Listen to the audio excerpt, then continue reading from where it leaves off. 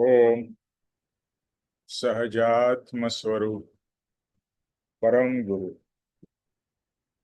परम कृपाणु देव पूज्य पापा जी श्री अर्पित जी और सर्व ज्ञानियों का आशीर्वाद लेकर हम आज का पुण्यकारी सत्संग आरंभ करते हैं। जो भी सुने उसे बहुत ही सूक्ष्मता से गहराई से समझे और आत्मसात करे, क्योंकि जो आत्मसात होगा वही साथ में आएगा।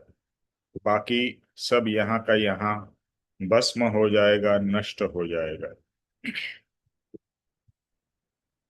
अभी आई थिंक मैं बीच में एक कार्टून जैसे आते हैं ना व्हाट्सएप पे, वो देख रहा था। उसमें दिखाते हैं कि उसका एंड समय है, जैसे यूरोप में। और एक्चुअली हिंदू को छोड़ के बाकी सब जन जा, ज्यादातर यानी क्रिश्चियनिटी, मुस्लिम्स, वो बॉडी को दफना देते हैं, राइट। तो यहाँ पर वो मतलब ऐसा वो खड़ा है, जो बोलते हैं ना, अ, एक ऐसा बूथ जैसा बताया है कि, और उसमें उसको बोलता है नो बैगेज इज अलाउड। वो इतना पैसा लेके आया रहता है तो बोलता है नो बैगेज। जैसा बहुत से एयरलाइंस में होता है ना, इतना ही बैगेज अलाउड, इतना ही सामान ले जा सकते हो। लेकिन जब भी हम ये शरीर छोड़ते हैं तो शरीर छोड़ते समय नथिंग इज अलाउड। आपकी जर्नी इस शरीर में से दूसरे शरीर में होगी। जब भी इस शरीर में से वो शरीर में जाएंगे तो आपको कुछ भी ले जाना अलाउड नहीं है। आप कितनी भी कोशिश कर लो, आप कितने भी बड़े आदमी हो, कितने भी बड़े भक्त हो भगवान के, या सबसे अमीर से अमीर आदमी हो, सबसे पावरफुल से पावरफुल आदमी भी हो, लेकिन एक मृत्यु एक ऐसी अद्भुत चीज है जो सबको इक्वल कर देती है। राजा और रंक सब इक्वल हो जाते हैं। यानी कि सिर्फ और सिर्फ आत्मा जाएगा, आत्मा के किए हुए कर्म जाएंगे, उसके सिवाय और कुछ भी नहीं जाएगा। तो ये मतलब ये इतना बड़ा सिद्धांत है जो हमें मालूम भी है, लेकिन फिर भी हम बार बार ये चीजें भूल जाते हैं और वापस वही लक्ष्मी और अधिकार, जो परम कृपाणु देव ने, ये जो हमारा सबका प्रिय है, मेरा का तो बहुत ही प्रिय है, बहु पुण्य केरा पुंज थी शुभ देह मानव नम्र। तो भी एक चक्र परिभ्रमण का कम नहीं हुआ, उल्टा परिभ्रमण के चक्कर बढ़ गए ये मनुष्य भव में। और बहुत ही जो पावरफुल लाइन है, कितनी सिंपल है कि लक्ष्मी और अधिकार बढ़ने से क्या बढ़ा, ये तो कहो। प्रश्न कर रहे हैं परम कृपाणु देव 16 साल की उम्र में कि बे तेरे पास में लक्ष्मी बढ़ी, अधिकार बढ़ा, तो क्या बढ़ा? सिर्फ तेरा अहम बढ़ा। तेरे को एक भ्रांति वाला सुख मिला कि मेरे पास में बहुत सारा धन है, मेरे पास में बहुत पावर है। आपने अगर वक्त पिक्चर देखी होगी, बलराज साहनी की पिक्चर, पुरानी पिक्चर, उसमें बलराज साहनी को अपने ऊपर बहुत गर्व रहता है कि मैं बहुत होशियार हूं और मैं ये करूंगा वो करूंगा। मतलब वो सोचता है कि मैं जो चाहूं वो मैं कर सकूंगा। और फिर वो पिक्चर में ऐसा सीन आता है कि धरती कंप होता है, सब तहस नहस हो जाती है, उसकी फैमिली पूरी बिखर जाती है, वो कहीं चला जाता है, एटसेट्रा एटसेट्रा। तभी उसको रियलाइज होता है कि वक्त या कर्म या हमारी डेस्टिनी कितनी पावरफुल है। आप अपने आप को बहुत महान समझ लो, आप ये भी समझ लो कि मैं दुनिया को, जैसे आज डोनाल्ड ट्रम्प समझता है कि मैं जो चाहूँ वो कर सकता हूँ। जो राजा महाराजा पहले थे वो सोचते थे सब सत्ता उनके पास है, वो जो चाहे कर ले, लेकिन वो नहीं, ऐसा नहीं होता है। और समय कभी बदलता है, कभी पाप का घड़ा भर जाता है, आपको पता भी नहीं रहता है। और फिर जो डिक्लाइन आता है वो इतना भारी रहता है, इतना दर्दनाक होता है। आप सब लोगों को पता होगा, राजेश खन्ना एक जमाने के सुपरस्टार, पहले सुपरस्टार कहे जाते थे, लड़कियां उनके पीछे पागल थी। और वो एक समय में अपने आप को भगवान समझने लगे थे कि मैं जो भी करूंगा it will turn to gold. अरे हर एक पिक्चर हिट के ऊपर सुपर हिट, सुपर हिट। लेकिन समय बदला, अमिताभ बच्चन आया, उसका समय गया, और ऐसा डाउनफॉल हुआ कि कोई राजेश खन्ना को पूछता तक नहीं था। और वो जो जो होता है ना, पावर का नशा, और जब भी पावर हाथ से चली जाती है तो वो कितना दर्दनाक होता है, कितना भयानक होता है। आदमी उसको सहन नहीं कर पाता है, बिकॉज सब लोग आपके चारों तरफ इर्द गिर्द घूम रहे थे, और जब भी आपका बुरा समय आया तो कोई नहीं रहता है। और तभी ही आपको पता चलता है कि कौन रियली मेरा अपना है। लेकिन घमंड कभी भी नहीं करना है। आपके पास में भले छोटा भी कुछ भी चीज आ जाए या कुछ भी समझ आ जाए, तो ये जो अहंकार है ये बहुत ही सर्वनाशक है। आप अपने आप को समझते क्या हो? आप एक्चुअली कुछ भी नहीं।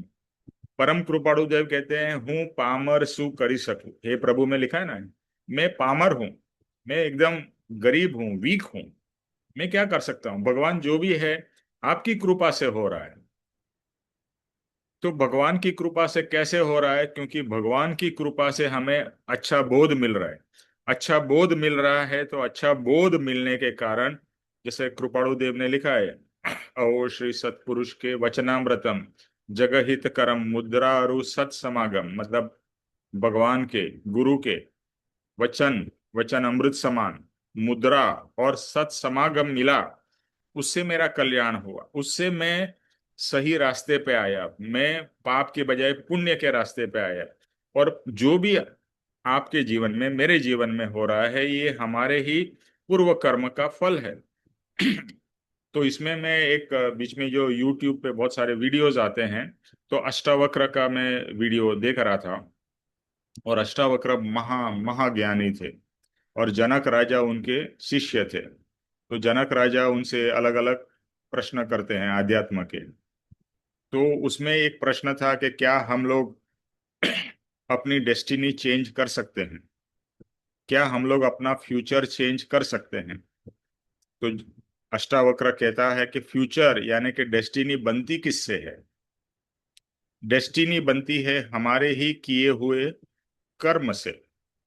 कि हमारे ही जो कर्म है, जो आपने और मैंने किए हैं, वही हमारी डेस्टिनी, फ्यूचर डिसाइड करते हैं।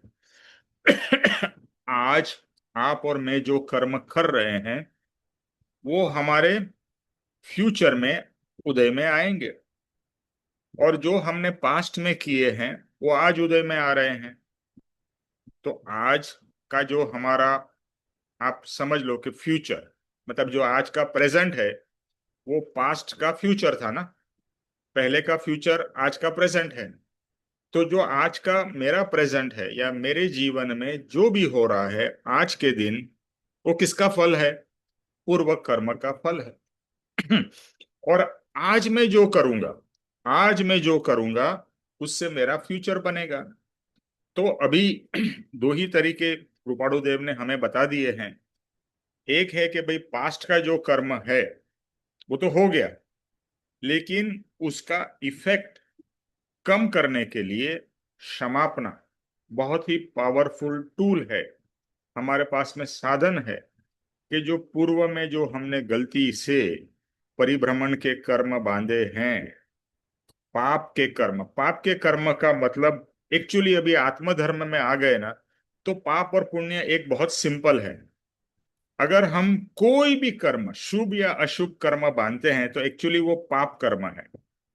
और अगर हम कर्म से रहित होते हैं तो वो पुण्य है। ओके। तो यानी कि कोई भी कर्म न बांधना वो रियल में पुण्य है। और आप शुभ कर्म भी बांधते हो, वो आध्यात्म की दृष्टि से, आत्मा की दृष्टि से तो पाप ही है। लेकिन अशुभ कर्म से शुभ कर्म बेटर है। इसके लिए सब ज्ञानियों ने स्टेप बताए हैं कि पहले तुम अशुभ कर्म से शुभ कर्म पे जाओ, और फिर शुभ से शुद्धता। शुद्धता का मतलब है कोई भाव नहीं, कोई विभाव नहीं, कोई विकार नहीं, कोई विचार नहीं। अभी ये सब आगे की दशा है जिसको हम शुक्ल ध्यान कहते हैं। यानी जब भी शायिक शमकित होता है, शायिक का मतलब है श्रेय। शायिक समकित होने के बाद में क्या होता है, आपके सब कर्म, सब पूर्व के कर्म आते हैं, कट होते जाते हैं, कटाकट कटाकट कटाकट, और नए कर्म का बंधन नहीं होता है। आज के दिन में क्या होता है, पुराना कर्म उदय में आता है और नया कर्म का बंधन होता है। तो शायिक समकित होने के बाद में, जो कि थर्ड समकित है, थर्ड समकित शायिक समकित है, शायिक समकित के बाद में सब कर्म आपके क्षय होते हैं, यानी कि आपके कर्म का काउंटडाउन शुरू हो जाता है और आपकी मोक्ष की गति निश्चित, यानी आप ऊपर जा रहे हो, कर्म गति नीचे जा रही है।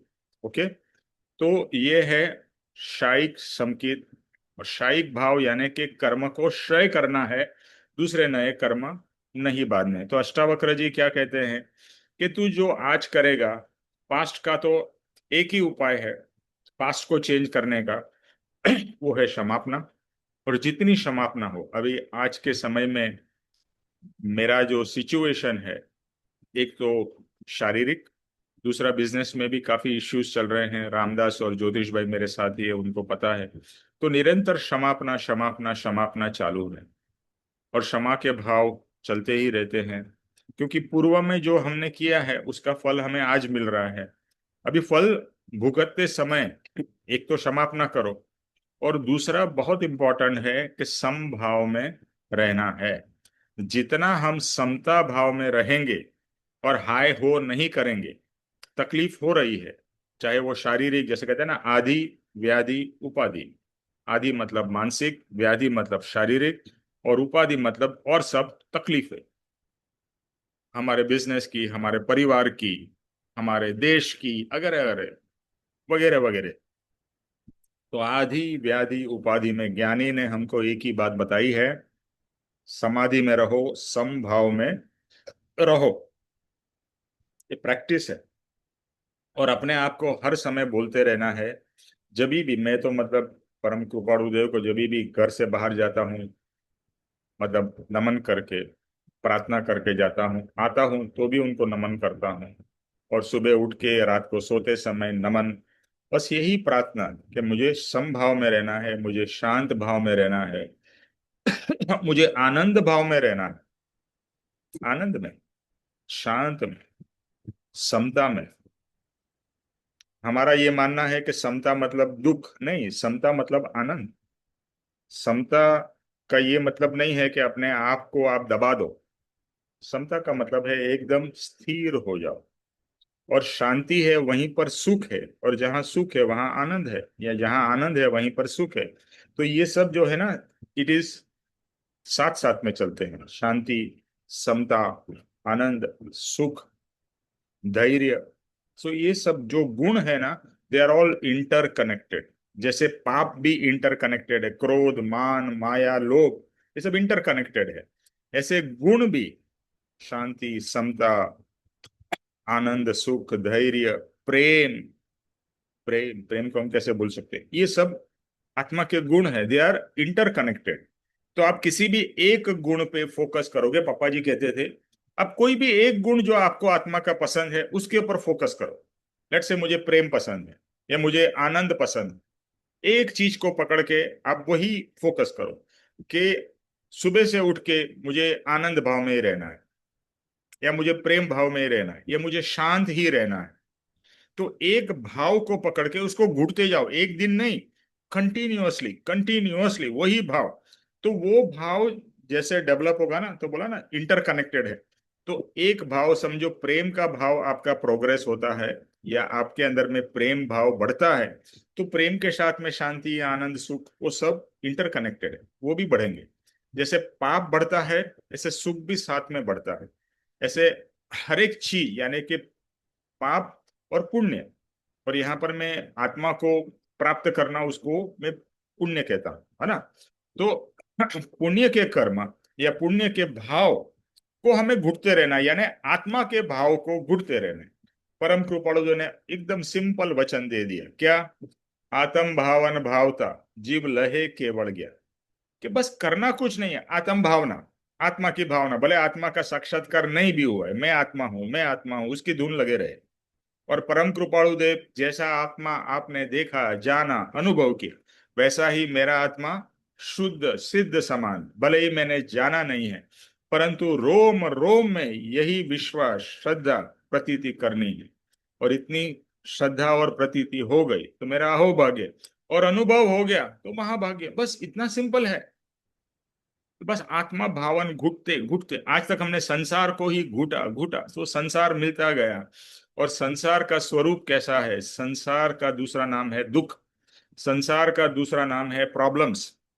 आप मुझे एक चीज बता दो, जो भी आपके जीवन में प्रॉब्लम है वो संसार से कनेक्टेड है कि नहीं? आप आपके जीवन की कोई भी प्रॉब्लम ले लो, हर एक चीज संसार से कनेक्टेड है। ये आपके शरीर से होगी, ये आपके कुटुंब से होगी, आपके बिजनेस, सब चीज आपके आपके संसार से ही कनेक्टेड है ना। आध्यात्म का ऐसा अद्भुत मार्ग है कि वहां प्रॉब्लम्स का नामो निशान नहीं है। इसके लिए ज्ञानी क्यों हमेशा खुश रहते हैं? कि आध्यात्म भाव में, आत्मा भाव में है। आज भी जैसे अर्पी जी ने कहा, या अभी भी एक वीडियो मैंने भी डाला है, क्या कहते हैं, जब एंड में परम कृपाणु देव का एंड आया, परम कृपाणु देव ने क्या कहा? मैं अपने आत्म स्वरूप में स्थित हो रहा हूं, मैं अपने आत्म स्वरूप में स्थित हो रहा हूं। अर्पी जी ने यही बात वापस रिपीट की। तो बस हमें भी अपने आत्म स्वरूप में लीन होना है, अपने आत्म स्वरूप में डूब जाना है। और वो आत्मा के भाव करते करते ही हम आत्म स्वरूप में डूबेंगे। संसार के विचार करके, अच्छा दूसरा एक चीज याद रख लो, कि संसार के प्रॉब्लम्स आप सॉल्व करने में अपना ज्यादा समय समय डालो, लेकिन हम पूरा जीवन हम संसार के प्रॉब्लम सॉल्व करने में डाल देते हैं। लेकिन प्रॉब्लम्स तो सॉल्व होते ही नहीं है, क्योंकि एक खत्म हुआ तो दूसरा आया, दूसरा चला तो तीसरा आया। वो तो संसार है, संसार का नाम ही है। इसके लिए परम कृपाणु देव क्या कहते हैं? संसार में सुख तो क्या, सुख की छाया भी नहीं। अच्छा दूसरा, वितराग का 505 नंबर के पत्रांग में परम कृपाणु देव ने एक शब्द यूज किया, संसार रोग मटाड़वाने, यानी संसार रोग मिटाने के लिए सदगुरु के वचन, सदगुरु का समागम जरूरी। संसार को क्या उपमा दी उन्होंने? रोग, संसार रोग। तो हम सबको संसार रोग हुआ है। हम लोग कैंसर से डरते हैं, या दूसरे कोई भारी डिजीज से डरते हैं, लेकिन संसार रोग से नहीं डरते हैं। और हमें संसार रोग लगता भी नहीं है, हमें तो संसार प्रिय है। और संसार जब तक प्रिय होगा, आप संसार की तो मांग करोगे ना। या संसार में प्रॉब्लम्स है, तो संसार के प्रॉब्लम सॉल्व हो जाए उसकी मांग करते हैं। देखिए अंदर में हमारे तो यही भाव चलते रहते हैं ना, इधर हमारा संसार अच्छा हो जाए, या हमारे जो संसार के प्रॉब्लम्स है भगवान वो सॉल्व हो जाए। वो कभी नहीं होगा, क्योंकि संसार का जो स्वरूप है, आप अंधेरे कमरे में जाओ और सोचो कि मुझे सब दिखाई दे, इज इट पॉसिबल? नहीं दिखाई देगा, क्योंकि वहां अंधेरा है। तो संसार भी अंधेरी कोठरी के जैसा है, आप भटकने ही वाले हो, आपको चोट लगेगी क्योंकि अंधेरा है। इस तरह से संसार में कुछ ना कुछ दुख और प्रॉब्लम्स आते ही रहेंगे। तो अभी आपको डिसाइड करना है कि मुझे और कितना संसार में और डूबना है, क्योंकि डूब डूब के हम अनंत बार मर चुके हैं। हमारा परिभ्रमण क्यों है, हमारा जन्म मरण क्यों है? क्योंकि हम संसार में ही तो डूबे रहे, और डूबे और मरे, फिर से जन्म, फिर से डूबे, फिर से मरे, फिर से जन्म, फिर से डूबे, फिर से मरे, ये चलता ही रहा है। तो ज्ञानी ने इतना सुंदर मार्ग हमें दिया है कि भैया यहाँ पर दुख नहीं है, यहाँ पर सुख है। और वो भी परमानेंट सुख है, परमानंद है। एक एक शब्द भी देखो ना अध्यात्म के कैसे, परमानंद, आनंद भी नहीं, परमानंद, परमानंद, सच्चिदानंद, सहजानंद, आनंद का मार्ग है, सुख का मार्ग है। कितना ब्यूटीफुल है ना। तो बस हमें यही करना है। आनंद में रहना है, शांति में रहना है। और ये भाव का घुटन, जैसे बोला ना, जैसे वो पहले जमाने में आयुर्वेद में कैसा होता था, सब घुटते रहते, ऐसा घुटन एक बार नहीं, 1000 बार, लाख बार, मुझे शांत रहना है, मुझे शांत रहना है, मुझे शांत रहना है। Keep on reminding your self, मैं आत्मा हूं, मुझे शांत रहना है, मुझे जो भी मैंने जैसे कहा, आत्मा के एक गुण को पकड़ लो, और एक गुण को पकड़ के उसके पीछे में महीनों सालों लगा दो। अब देखो फिर क्या प्रोग्रेस होता है। ओके। तो अभी हमारा आ, मोक्ष माला, किसके पास में मोक्ष माला की पुस्तक है? कौन पढ़ना चाहेगा?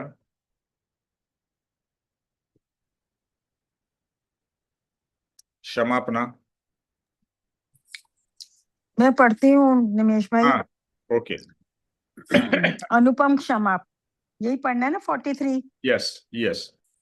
अब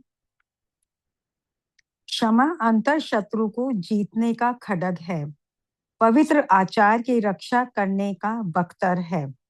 शुद्ध भाव से असह्य दुख में सम परिणाम से क्षमा रखने वाला मनुष्य भव सागर को तर जाता है। कृष्ण वासुदेव के गज सुकुमार नाम के छोटे भाई महास्वरूपवान एवं सुकुमार मात्र 12 वर्ष की आयु में भगवान नेमिनाथ के पास संसार त्यागी होकर शमशान में उग्र ध्यान में स्थित थे। तब वे एक अद्भुत क्षमामय चरित्र से महासिद्धि को पा गए, उसे मैं यहाँ कहता हूँ। सोमल नाम के ब्राह्मण की सुरूपवर्ण संपन्न पुत्री के साथ राज सुकुमार की सगाई हुई थी, परंतु विवाह होने से पहले गज सुकुमार तो संसार त्याग कर चले गए। इसलिए अपनी पुत्री के सुख नाश के द्वेष से उस सोमल ब्राह्मण को भयंकर क्रोध व्याप्त हो गया। गज सुकुमार की खोज करता रहा। वह शमशान में आ पहुंचा, जहां महामुनि गज सुकुमार एकाग्र विशुद्ध भाव से कार्योत्सर्ग में थे। उसने कोमल गज सुकुमार के माथे पर चिकनी मिट्टी की बाड़ बनाई और उसके अंदर धधकते हुए अंगार भरे और ईंधन भरा, जिससे महाताप उत्पन्न हुआ। इससे गज सुकुमार की कोमल देह जलने लगी तथा सोमल वहां से जाता रहा। उस समय गज सुकुमार के असह्य दुख के बारे में भला क्या कहा जाए, परंतु तब वे समभाव परिणाम में रहे। किंचित क्रोध या द्वेष उनके हृदय में उत्पन्न नहीं हुआ। अपने आत्मा को स्वरूप स्थित करके बोध दिया, देख, यदि तूने इसकी पुत्री के साथ विवाह किया होता तो यह कन्यादान में तुझे पगड़ी देता। वह पगड़ी थोड़े समय में फट जाने वाली तथा परिणाम में दुखदायक होती। यह इसका बड़ा उपकार हुआ कि उस पगड़ी के बदले इसने मोक्ष की पगड़ी बंधवाई। ऐसे विशुद्ध परिणाम से अडिग रहकर समभाव से उस असह्य वेदना को सहकर सर्वज्ञ सर्वदर्शी होकर वे अनंत जीवन सुख को प्राप्त हुए। कैसी अनुपम क्षमा और कैसा उसका सुंदर परिणाम। तत्व ज्ञानियों के वचन है कि आत्मा मात्र स्व सद्भाव में आना चाहिए, और वह उसमें आया तो मोक्ष हथेली में ही है। गज सुकुमार की प्रसिद्ध क्षमा कैसा विशुद्ध बोध देती है। इसमें निवेशा मेनली तो इन्होंने क्षमा के बारे में बताया कि क्षमा कितनी मतलब पावरफुल है, क्षमा करना। और क्षमा भी क्या, अनुपम क्षमा, मतलब क्षमा का कितना अनुपम वो है कि तुम अगर किसी को क्षमा करते हो तो कितने मतलब भव सागर को पार कर लेते हो, जो कि हर हर मतलब इंसान तो क्षमा नहीं कर सकता जो हुआ। तो इसमें ये लिखा है कि जो क्षमा करते हैं वो अपने अंदर, जैसे हमारे अंदर इतने कल्प विकल्प चलते रहते हैं, हम वो उसमें फंसे रहते हैं और क्षमा भी नहीं करते, और किसी ने हमें कुछ कहा तो वो तो कह के चला जाता है, पर पता नहीं हम दिनों महीनों तक उसी उसमें अपने कदम बांधते हैं, तो उसने मुझे ऐसा कहा, मुझे ऐसा कहा। तो इसमें मेनली ये कहते हैं कि अगर तुम किसी को क्षमा कर देते हो तो वह तुम्हारे अंदर ही जो शत्रु चल रहे हैं उसको जीतने की एक तलवार है वो एक तरह से। और तुम्हारे को वो अ, तुम्हारे जो व्यवहार है, आचार व्यवहार में भी तुम्हारे को तुम्हारे अंदर मतलब तुम ही उस अगर किसी को क्षमा करोगे तो तुम अपने आप में हल्के हो जाओगे। ये नहीं कि तुम दूसरे के ऊपर एहसान कर रहे हो क्षमा करके, तुम अपने ऊपर ही वो कर रहे हो कि तुमने उसको क्षमा करा और तुम उस बोझ को लेके नहीं चल रहे हो। जो दूसरे ने कहा वो तो कह के चल रहे, लेकिन हम ही उस बोझ को लेके चल के अपने कर्म बांधते रहते हैं। और जो हम क्षमा से मनुष्य, जो हम इतने उस दुख में सहते रहते हैं, जो हम, लेकिन उसको अगर हम क्षमा कर देते तो वह भवसागर को तर जाता है।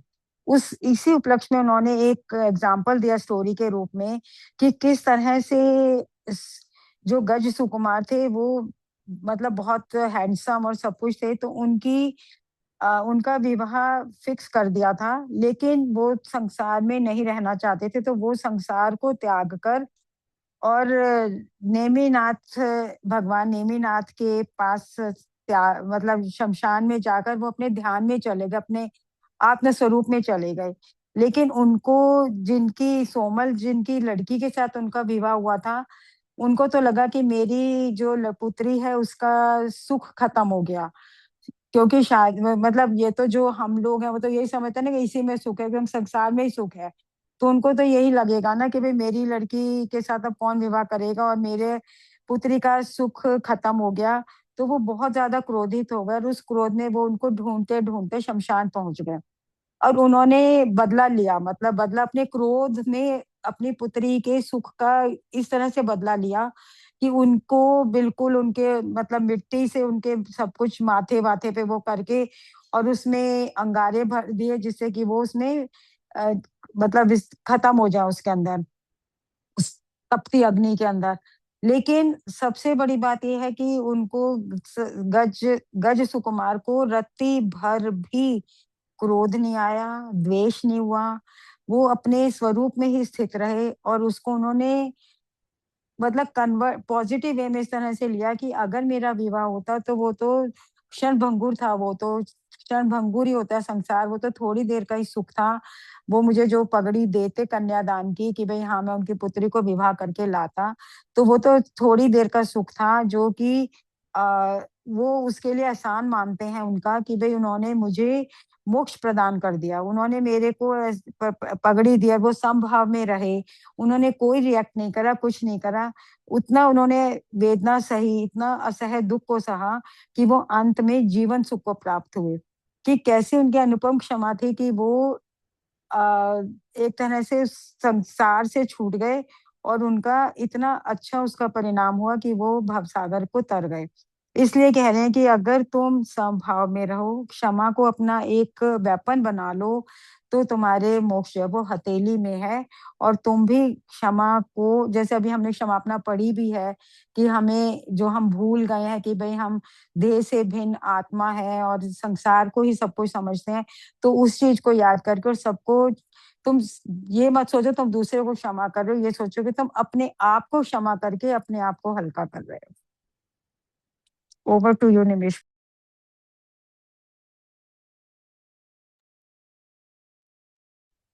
ओके।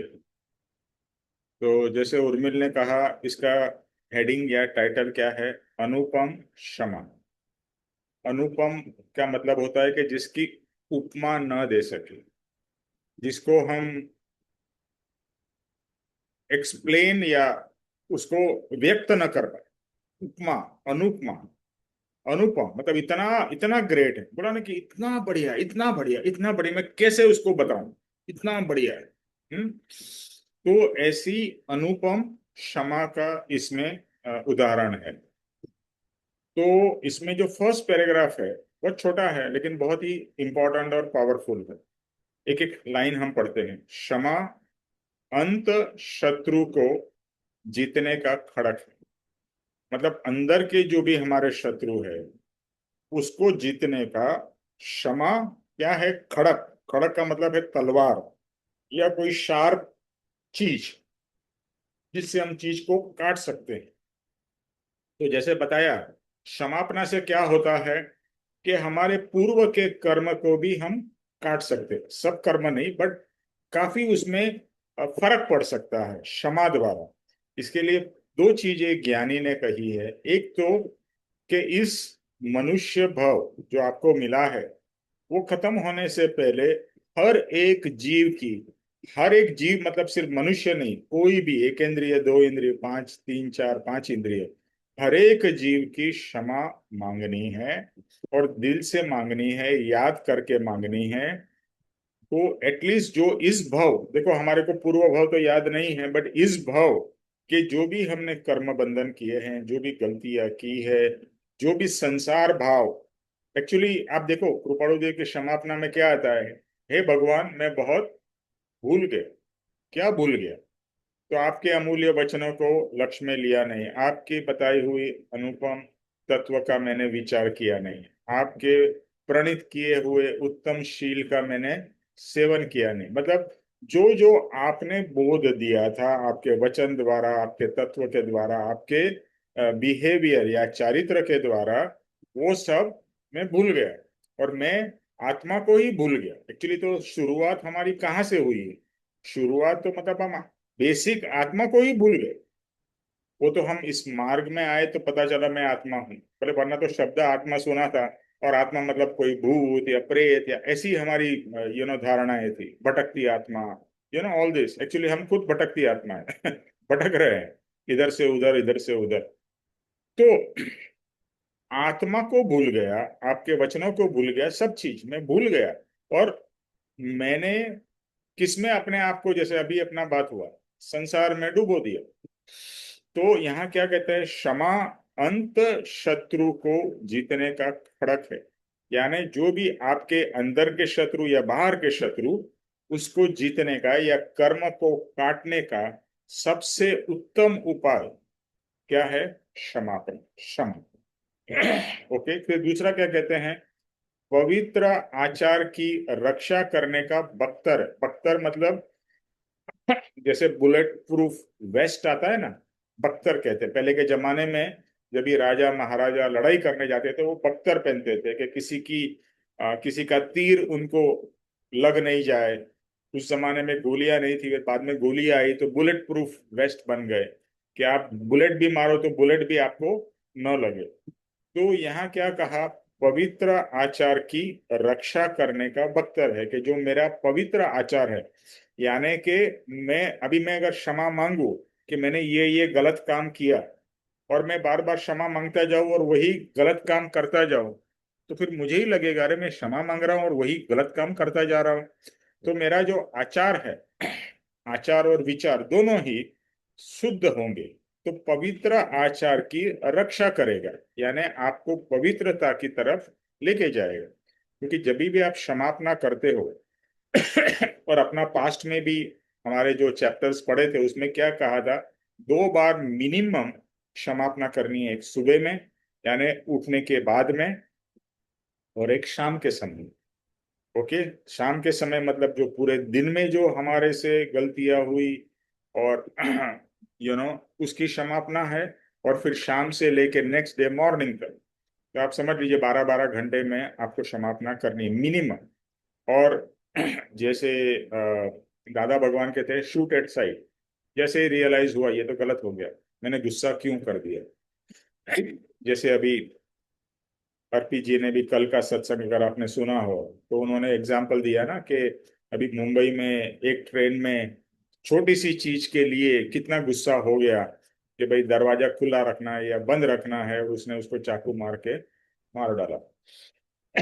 या फिर पूना में जो कांड हुआ उसमें उसके बॉयफ्रेंड को धक्का मार के उसने गिरा दिया। तो ये सब मोह है, और ये सब जो चीजें है, जो हमारे विकार है, हमारे को कितनी घिनौनी, कितने एक्सट्रीम स्टेप तक लेके जाते हैं, इसकी हमें कोई आइडिया ही नहीं है। और हम उनके ही एग्जाम्पल नहीं लेने हैं, हमें अपने भी एग्जाम्पल लेने हैं कि कभी हम क्रोध में या माया में या मोह में या लोभ में हम कैसे, क्या एक्सट्रीम लिमिट पे चले जाते हैं। चाहे हमने किसी का मर्डर नहीं किया हो, लेकिन भाव तो अंदर में कभी कभी ऐसे हो जाते हैं कि साले को मार डालू, तो छोड़ू नहीं। हाँ, भाव तो होते हैं ना, तो वो भी तो भाव से तो कर्म बंधन है। तो अगर आपने ऐसे ही भाव किए तो आप कर्म तो बांध लिए, भले आपने फिजिकली नहीं मारा उसको। तो ये जो तीव्र भाव है बहुत ही डेंजरस है। तो जितनी भाव की तीव्रता उतने ही तीव्र कर्म का बंधन। पप्पा जी क्या कहते हैं कि एक कढ़ाई में आप तेल ले लो और तेल को इतना गर्म करो, इतना गर्म करो कि एकदम बहुत ही मतलब ऑलमोस्ट उबलने लगे, आप समझो। और उसका वो उबलते हुए तेल का एक बूंद भी आपके शरीर पे गिरे तो पूरा अंदर तक चला जाएगा, एक बूंद, क्योंकि इतना तीव्र उसके अंदर में एनर्जी है। इसी तरह से हमारे अंदर में भी जो तीव्रता, कषाय की, विभाव की जो तीव्रता होती है, वो उतना ही डेंजरस है, इससे भी ज्यादा डेंजरस है, उबलते ऑयल से भी ज्यादा डेंजरस है, क्योंकि आत्मा को बार बार वो हानि कर रहे हैं। तो यहाँ क्या कहा, पवित्र आचार की रक्षा रक्षा करने का बख्तर है, प्रोटेक्शन है। आपको पवित्र आचार कराएंगे, यानी आप पवित्र बिहेवियर में रहोगे। आचार का मतलब है बिहेवियर। आपका आपका वर्तन अच्छा रहेगा और आप गलत काम नहीं करोगे, क्षमा अगर आपके अंदर रहेगी तो। फिर तीसरा क्या लिखा, शुद्ध भाव से असह्य दुख में सम परिणाम से क्षमा रखने वाले मनुष्य भव सागर को तर जाते हैं। और बुध क्या कहा, शुद्ध भाव से असह्य दुख, आपको असह्य दुख आपके ही कर्म के कारण मिल रहा है। निमित्त कोई भी हो सकता है, निमित्त कोई व्यक्ति हो सकता है, कोई रोग हो सकता है, कुछ भी हो सकता है ना। निमित्त तो चाहिए ही, उसके बिना तो नहीं होगा, लेकिन आपके ही बांधे हुए कर्म का आपको फल मिल रहा है। तो जब भी बहुत सारा देखो, जब भी दुख होता है ना, बहुत से बार तो ऐसा असह्य दुख होता है, समझ में नहीं आता मैं क्या करूं। कोई भी हो, आदि यानी मानसिक स्ट्रेस, तनाव, आपने देखा होगा कि आदमी लोग कितने स्ट्रेस में आ जाते हैं, सुसाइड कर लेते हैं। स्ट्रेस के अंदर एक्सट्रीम स्ट्रेस में डिप्रेशन में चले जाते हैं, यानी एक्सट्रीम रिएक्शन आता है। फिर शरीर का इतनी वेदना होती है, इतनी तकलीफ होती है कि आप रह नहीं पाते हैं, सहन नहीं कर पाते हैं, न सो सकते हैं, न बैठ सकते हैं, न चल सकते हैं, न कुछ नहीं कर सकते। मतलब शरीर की भी वेदना कभी एक्सट्रीम होती है तो कितनी असह्य होती है। और फिर दूसरी संसारिक प्रॉब्लम्स, चाहे फाइनेंशियल हो या पारिवारिक हो या और कोई हो, समाज की हो, कुटुंबिक हो, वो भी मतलब जब भी तकलीफ आती है ना, और जब भी तकलीफ जो व्यक्ति सहन करता है उसी को पता रहता है कि वो तकलीफ कैसी है। आपने वो सहन नहीं की हो, इसके लिए आप तो उसको भाषण दे सकते हो, अरे तू तो आत्मा है, तू क्यों ऐसा बिहेव कर रहा है, ये तो शरीर को हो रहा है। अरे भैया तेरे को होगा ना तो तेरे को मालूम पड़ेगा। आप क्या बोलोगे, भैया जब भी तुझे होगा ना तुझे समझ में आएगा, बोलना बहुत इजी है, and it is a fact. जब भी जो व्यक्ति वो वेदना को सहन कर रहा है, जो दुख को सहन कर रहा है, उसको पता है कि वो क्या दुख है। अच्छा, हो सकता है कि कभी कभी हम अपना दुख को एग्जागरेट कर देते हैं, बड़ा बना देते हैं, यानी दुख तो है लेकिन दुख को बहुत बड़ा बना देते हैं।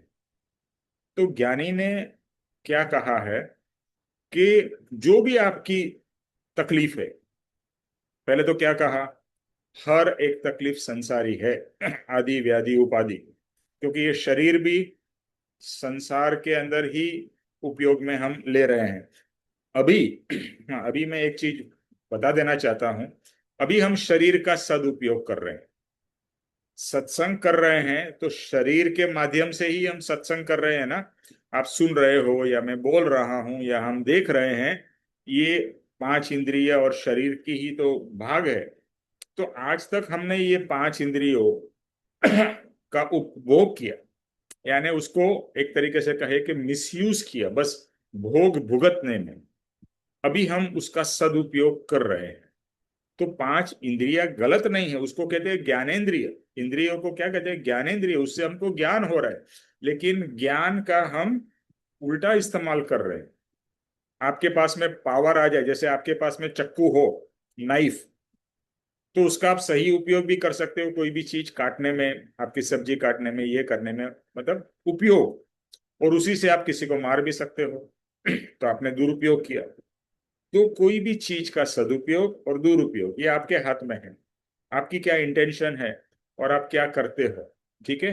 तो यहाँ पर क्या कहा, शुद्ध भाव से असह्य दुख, जैसे कहा ना, जब भी दुख होता है ना, तो कभी कभी असह्य, असह्य मतलब सहन नहीं कर पाते हैं, इतना असह्य दुख हो जाता है। तो उसमें सम परिणाम में रखने वाला क्या चीज है? क्षमा। क्षमा आपको समभाव में रखेगा। जैसे सामायिक का बात आया था ना, सामायिक भी क्या है? समभाव में रहना है। क्षमा इज अनदर टूल। जैसे सामायिक एक टूल है समभाव में रहने का, ऐसा क्षमा भी है। क्षमा के भाव में रहोगे तो आपके अंदर में जो भी तकलीफ है वो तकलीफ कम हो सकती है। अर्पी जी ने बहुत अच्छा बताया कि आपके दुख को आप बड़ा बड़ा बड़ा, अरे मेरे को तो, आप देखो बहुत से लोग ऐसे होते हैं ना, अपना दुख को इतना बढ़ा चढ़ा के, अरे ये हुआ मेरे को, ये हुआ वो हुआ, मतलब रोते रहते हैं। पहली तो बात, हमेशा रोते रहते हैं। और दूसरा, अपना दुख को बहुत बड़ा बना देते हैं। ठीक है। तो ज्ञानी क्या कहते हैं, अर्पित जी ने क्या कहा, आप अपने दुख के बजाय आत्मा को बड़ा करो, आत्मा को सक्षम करो, आत्मा को शक्तिमान करो। अगर आत्मा को शक्तिमान करोगे तो आपका दुख कम हो जाएगा। लेकिन आप आत्मा को भूल जाते हो और दुख के ऊपर ही फोकस करते हो और दुख को बहुत ज्यादा महिमा दे देते हो। ये हमारी सबकी, इंक्लूडिंग माई सेल्फ, ये प्रॉब्लम है कि हम अपनी ही प्रॉब्लम को बहुत ज्यादा एग्जागरेट कर देते, बड़ा कर देते। मैं ये नहीं कह रहा हूं असह्य दुख होगा, तकलीफ भी है, सब कुछ है, लेकिन फिर भी उससे बड़वान क्या है? क्षमा। उससे बड़वान क्या है? आत्मा। तो क्षमा, आत्मा, अल्टीमेटली क्षमा तो आत्मा का ही गुण है ना। तो आत्मा को, यानी कि क्षमा भाव को, समता भाव को जितना हम डेवलप करेंगे, और प्रैक्टिस करनी है। जैसे क्रिकेटर होता है, सामने वाला तो कैसा भी बॉल डालता है, कभी स्पिन होगा, कभी बाउंसर आएगा, कभी यॉर्कर आएगा, कभी गूगली आएगा, कुछ भी आएगा, कर्म का उदय तो कुछ भी आ सकता है।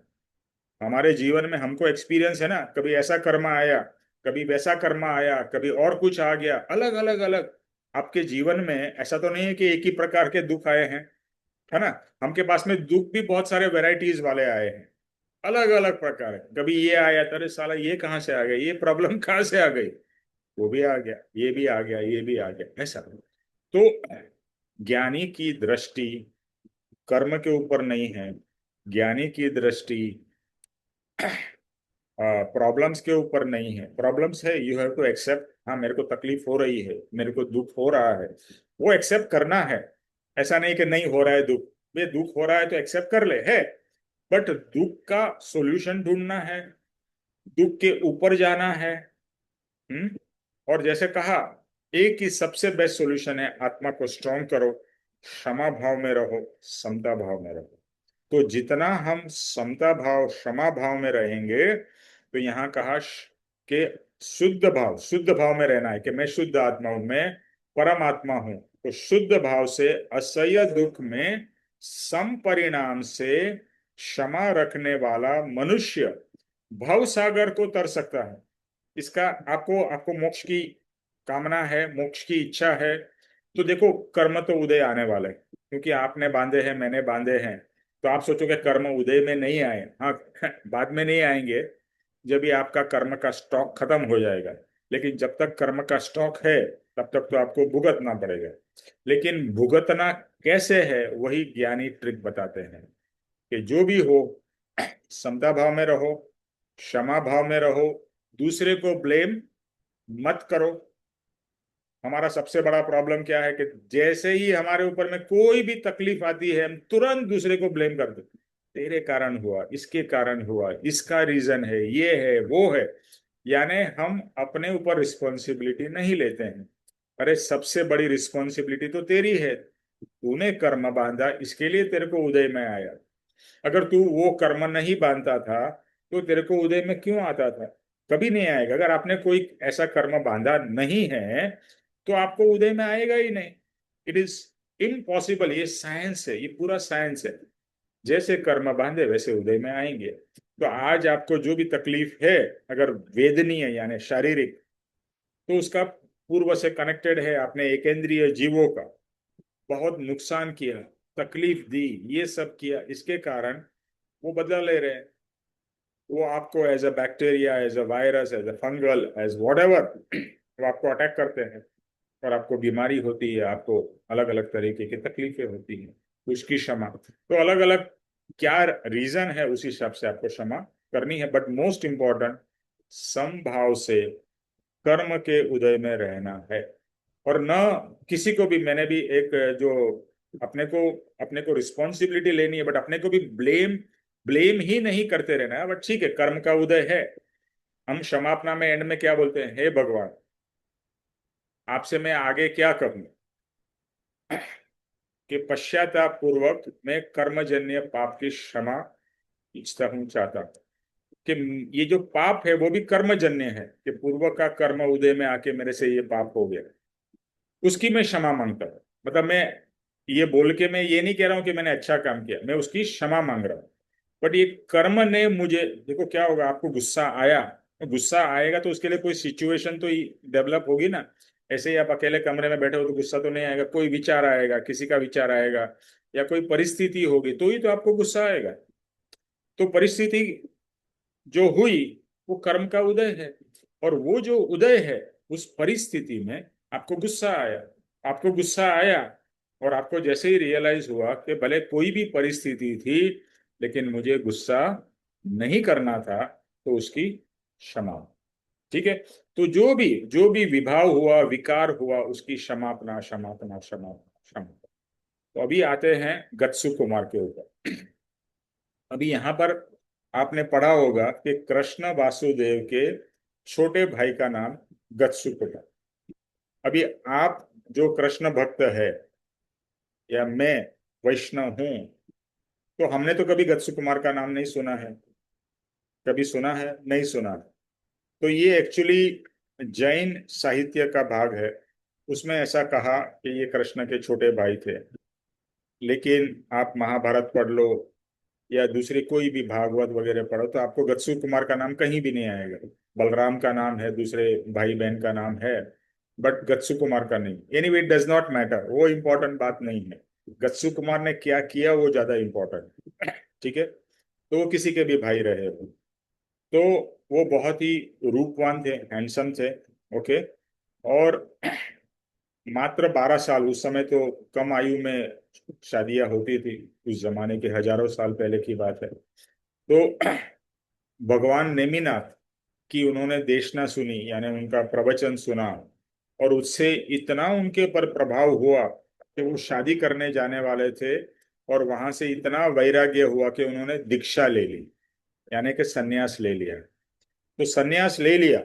अभी सन्यास ले लिया तो शादी तो ऑब्वियसली नॉट पॉसिबल, और शादी का वो मतलब उनके दिमाग से पूरा निकल गया, यानी वो शादी का तो बात, उनको पहले भाव था, बट क्या होता है ना, ज्ञानी के वचन से आपके अंदर में कभी कभी इतना इम्पैक्ट होता है कि आप 180 डिग्रीज का आपके अंदर में चेंज आ जाता है।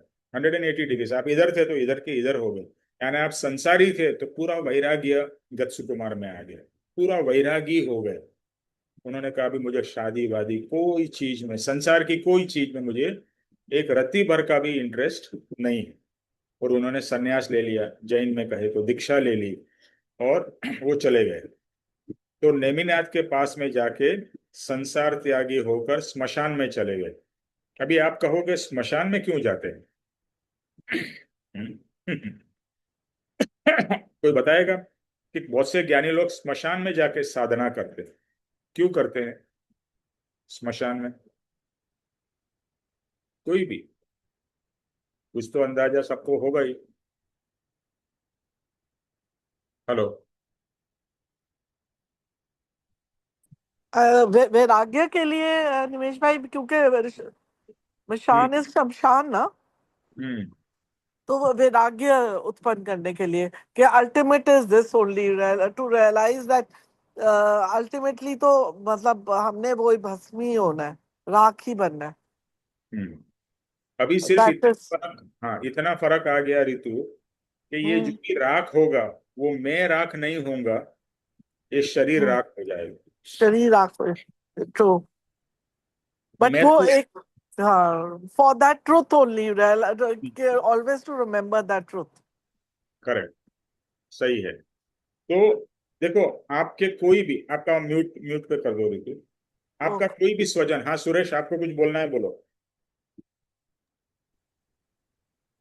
हिमेश भाई, मेरे जो विचार में आया कि शमशान मतलब कहते हैं ना कि एकदम शांत जगह होती है। और वहां पर जैसे कृपाणु देव को भी चिता जलते हुए में एक आत्मज्ञान का या उनका वो सेल्फ रियलाइजेशन आया था। वैसे जो शमशान में जाकर भक्ति करते मतलब मेडिटेशन करते हैं, तो उनको भी वही सब भाव जनरेट होता है। हम्म। या सी, कभी भी हम लोग सब स्मशान गए हैं। आजकल तो लेडीज लोग भी जाती है, पहले जमाने में नहीं जाते थे, आजकल तो लेडीज भी जाती है। तो स्मशान एक ऐसी जगह है जहाँ वैराग्य उत्पन्न होता ही है, जिसको नॉर्मली कहा जाता है स्मशान वैराग्य। मतलब कुछ दिन का वैराग्य। जैसे आपका कोई निकट निकट का व्यक्ति, आपका परिवार का व्यक्ति की डेथ हो जाए, तो कुछ दिनों तक आपको कोई संसार की कोई भी चीज अच्छी नहीं लगेगी। It's a fact. बट वो कुछ दिन के लिए, बाद में वो सब भूल जाते हैं, फिर से अपने संसार में अपना चक्र चालू हो जाता है। तो स्मशान एक वैराग्य उत्पन्न करने का अद्भुत स्थान है। और दूसरा, जैसे रितु ने कहा कि ये हमारा डेस्टिनेशन है, यानी कि एटलीस्ट बॉडी का तो डेस्टिनेशन यही है। जैसे बताया स्टार्टिंग में, चाहे वो राजा हो या रंक हो, करोड़पति हो या गरीब हो, सबकी एक एंड तो सिमिलर ही है। सबका एंड सिमिलर है। यानी कि शरीर का नाश हो जाएगा, आत्मा चला जाएगा, और जो भी इस शरीर से, इस जन्म में आपने जितना भी इकट्ठा किया, आप सब यहीं पे छोड़ के चले जाए। Very very simple. तो वैराग्य उत्पन्न होता है स्मशान में। सुरेश ने कहा वहां शांति भी होती है। एटलीस्ट सबके भाव है ना। देखो क्या होता है, मंदिर में जाते हैं तो कुछ पवित्र भाव उत्पन्न होते हैं। मतलब जहां भी जाते हैं, अभी आप डिस्को में जाओगे या पब में जाओगे, तो माहौल के हिसाब से आपके भाव होंगे, है ना। वो तो ऑब्वियस है। शादी में गए तो शादी के जैसे भाव उत्पन्न होंगे। यानी जो भी जगह पे आप जाओगे, आपके फ्रेंड्स के साथ में आप रहोगे, तो वैसे अलग भाव उत्पन्न होंगे। तो जहां भी जाओगे वैसे भाव उत्पन्न होंगे। स्मशान में वैराग्य के भाव उत्पन्न होंगे, और रियलाइज होगा कि ये सब तुच्छ है, यानी कि संसार तुच्छ है। भले किसी को ज्ञान न भी होना, एटलीस्ट कुछ समय के लिए तो उसे ये फील होता ही है कि ये क्या संसार का, संसार कैसा है। उसका एक फीलिंग आती है, एक रियलाइजेशन आता है। और दूसरा ये है, स्मशान में जब भी सब लोग रहेंगे तभी आप रहोगे। लेकिन जब भी रात में कोई नहीं है और तभी आप स्मशान में रहोगे, तो डर भी लगेगा कि भाई भूत प्रेत कोई ना आ जाए। तो उसको भी फाइट करने का आपके अंदर में बड़ होना चाहिए। कोई भूत प्रेत आएगा ऐसा है वो तो नहीं बोल रहा हूं मैं, लेकिन एक डर तो रहता है ना। कभी आप कब्रिस्तान में चले जाओ और रात के समय, तो आपको डर लगेगा कि नहीं लगेगा। स्मशान में कोई नहीं रहेगा तो आपको डर लगेगा, है ना। तो ये सब जो भी अलग अलग भाव है, तो वहां पर स्मशान में यू कैन एड्रेस इट और यू कैन फील इट। तो यहाँ पर गत्सु कुमार भी स्मशान में जाके साधना कर रहे हैं। हाँ, उग्र ध्यान में है। क्या लिखा है? संसार त्यागी होकर स्मशान में उग्र ध्यान में स्थित थे, और वहां पर अद्भुत क्षमामय चरित्र से महासिद्धि को पा गए। यानी कि उस समय उनके अंदर में इतना वैराग्य आ गया और क्षमा के भाव, अरे मैंने इतने समय से ये संसार संसार भुगतता रहा, और इसी में मैं, बिकॉज जब भी ऐसे उच्च कक्षा के जो होते हैं, इनको सिर्फ 13 साल में उसी भाव का पश्चाताप नहीं है, पूर्व भाव का भी पश्चाताप चालू है कि ये सब मैंने क्या किया है। और क्षमा के भाव है। क्षमा, बस किसी से मुझे वैर नहीं, और अगर मैंने वैर किया है तो सब लोग मुझे माफ करो, माफ करो, माफ करो, माफ करो। तो क्षमा क्षमा क्षमा के भाव है, और इसी में वो सिद्धि को पा गए। तो उसकी और स्टोरी स्टोरी के जो सोमल नाम के ब्राह्मण थे, उनकी जो सुपुत्री थी, उसके साथ में गत्सु कुमार की सगाई हुई थी, उसके साथ में शादी होने वाली थी। लेकिन संसार त्याग करके गत्सु कुमार तो चले गए। अभी उसकी बेटी का क्या हाल है? मतलब जो पिता है और जो पिता की डॉटर होती है उसको हमेशा सबसे बड़ा एक बोझ जो फादर को होता है वो बेटी की शादी का होता है। अब सबको ये तो पता ही होगा, बेटे की शादी का इतना चिंता नहीं होता है जितना बेटी की शादी का होता है।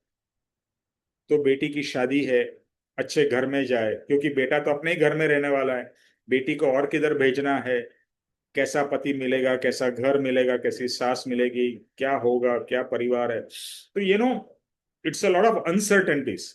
तो बेटी की शादी के लिए हमेशा माँ बाप चिंतित रहते हैं, और ये अनाधिकार से है, और इंडिया में है ऐसा नहीं, anywhere everywhere same emotions.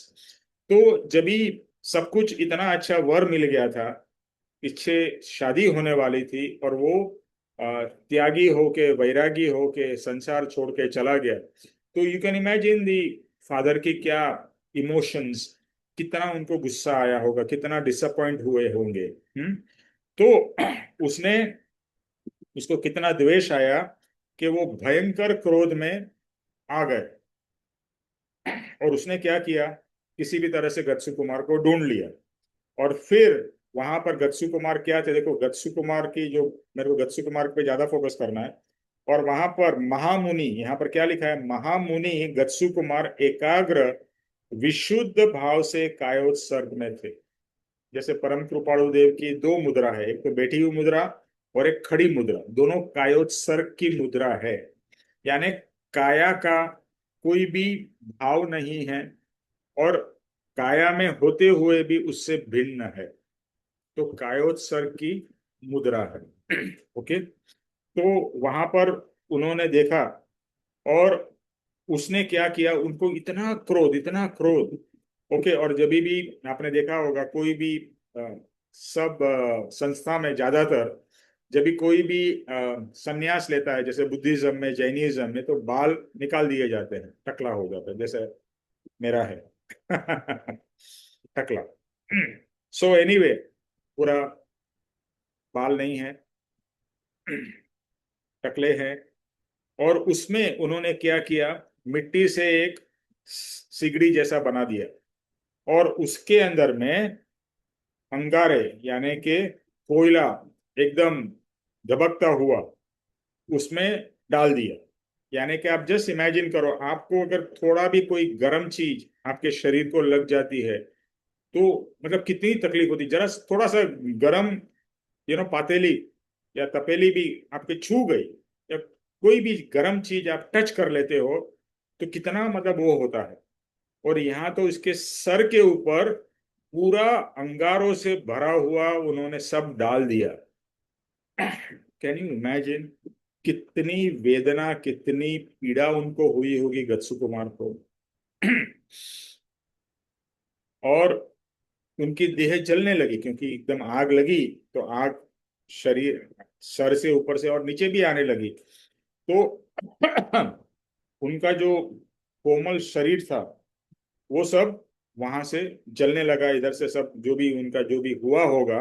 Can you can just imagine कि भैया अगर आपके अंदर में अंगारे लगे जाए तो पूरा सर की क्या हालत होगी, बाकी शरीर की क्या हालत होगी। वो तो चला गया ब्राह्मण सोमल। लेकिन गत्सु कुमार को असह्य दुख के बारे में हम क्या, हम तो सिर्फ इमेजिन करके भी हमारे अंदर में कंपन हो जाएगी। कह रहे उनकी क्या दशा हुई होगी गत्सु कुमार की जब भी ऐसा हुआ होगा।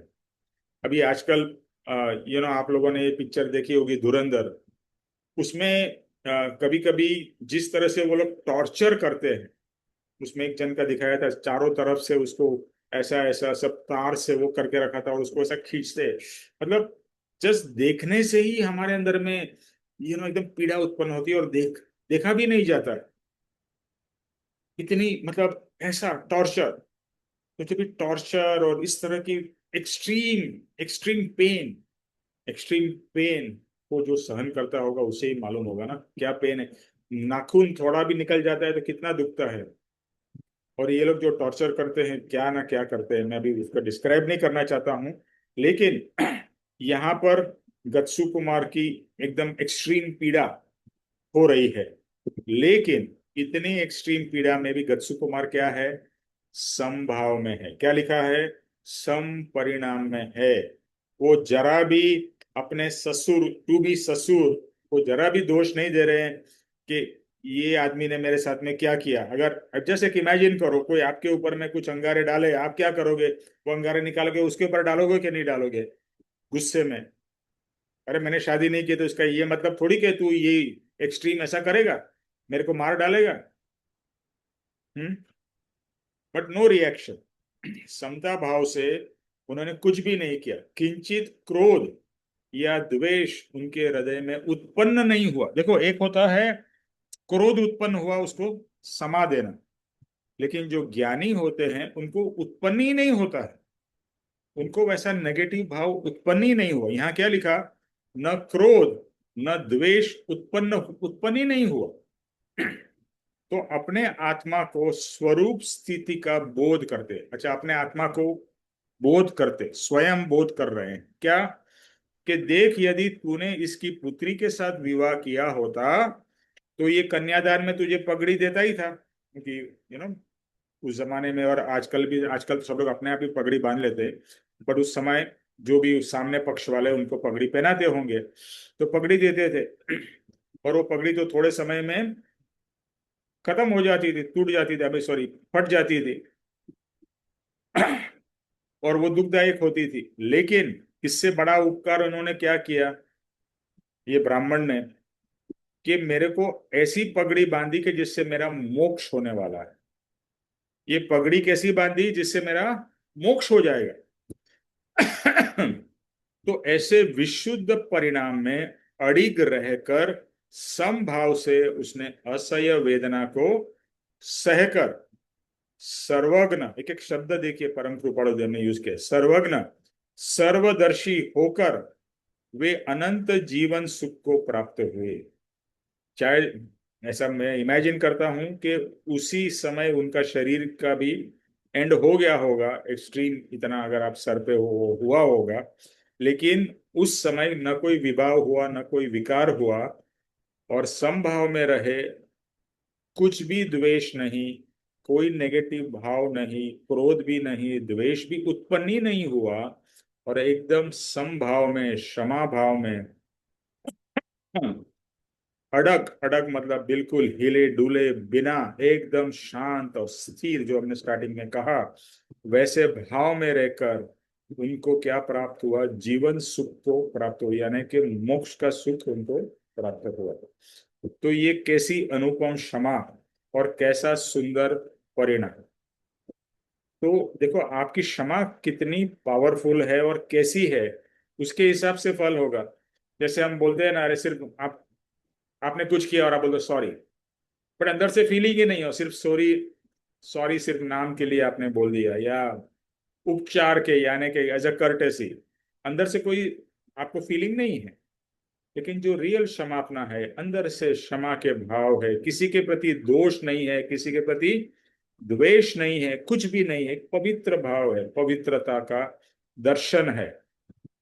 तो कैसी अनुपम क्षमापना, और कितना सुंदर, कैसा सुंदर उसका परिणाम है। अभी जो है बहुत इंपॉर्टेंट है, ये लाइन को है ना अंडर मार्क करना। अभी की जो एंड की जो लाइन है, क्या लिखा है? तत्वज्ञानियों के वचन है कि आत्मा मात्र स्व सद्भाव में आना चाहिए, और वह उसमें आया तो मोक्ष हथेली में है। क्या कहा? मोक्ष हथेली में है।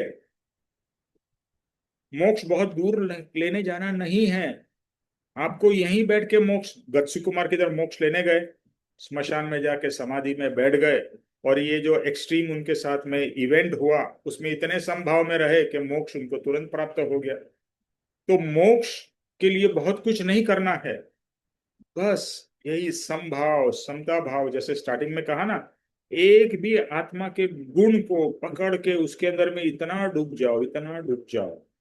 जैसे यहाँ पर समता का भाव है, क्षमा का भाव है, हाँ बस, और कुछ नहीं, वही भाव में निरंतर गच्छू कुमार है। तो यहाँ पर दो चीज लिखी है, तत्वज्ञानियों के, मतलब जो ज्ञानी के वचन है, क्या है कि आत्मा मात्र स्व सद्भाव में रहे, यानी आत्मा भाव में रहे, समभाव में रहे, आना चाहिए, यानी यहाँ फर्स्ट पार्ट में कहा आपको स्व सद्भाव में आना चाहिए।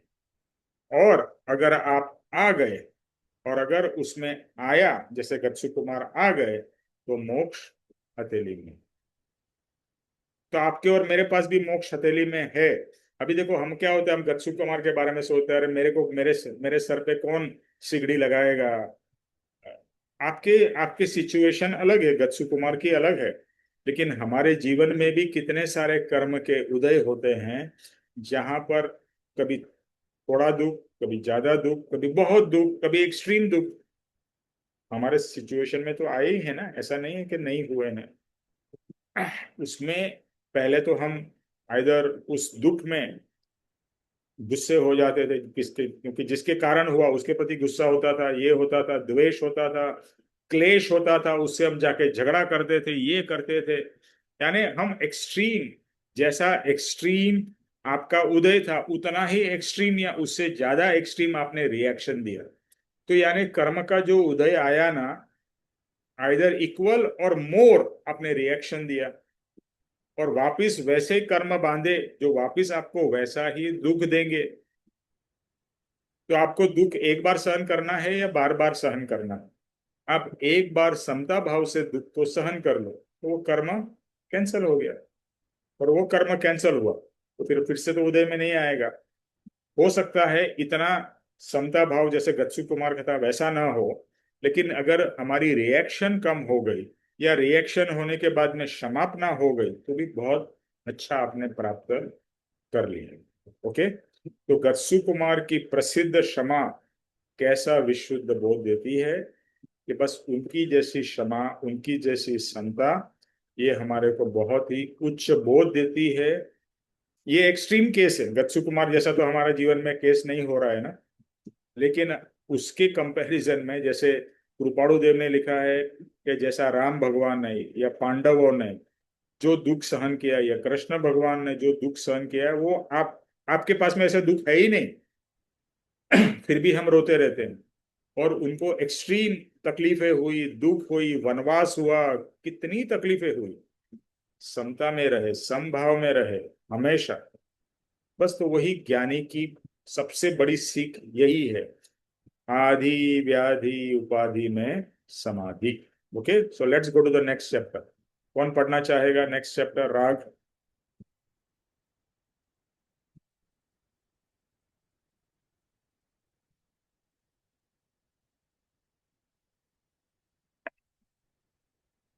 सरोज, आपके पास में बुक है? या सुरेश, आपके पास में बुक है?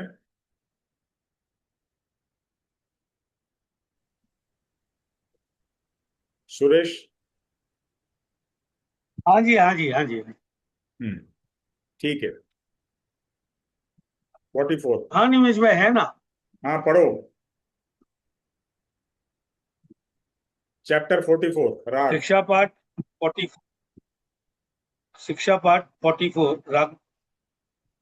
श्रमण भगवान महावीर के अग्रेसर गंधार गौतम का नाम तुमने बहुत बार पढ़ा है। गौतम स्वामी के प्रबोधित कितने ही शिष्य केवल ज्ञान को प्राप्त हुए, फिर भी गौतम स्वयं केवल ज्ञान को पाते ना थे, क्योंकि भगवान महावीर के अंगोपंग, वर्ण, वाणी, रूप इत्यादि पर अभी गौतम को मोहनी थी। निग्रंथ प्रवचन का निष्पक्ष न्याय ऐसा है कि किसी भी वस्तु का राग दुखदायक है।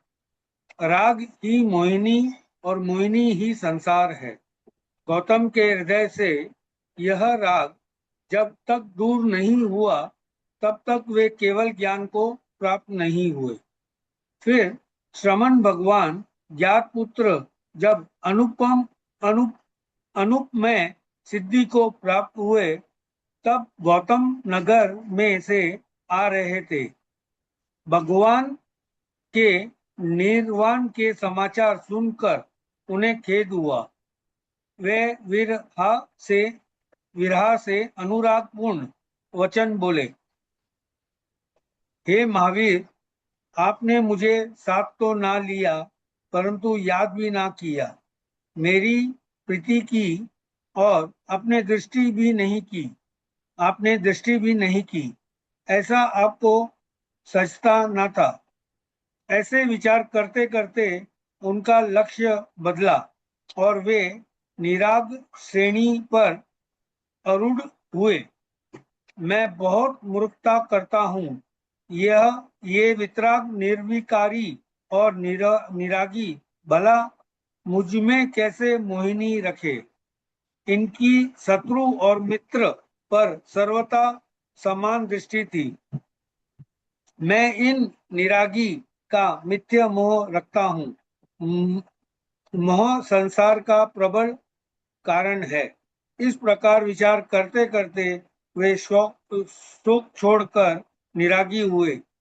तब उन्हें अनंत ज्ञान प्रकाशित हुआ और अंत में वे निर्वाण पधारे। गौतम मुनि का राग हमें बहुत सूक्ष्म बोध देता है।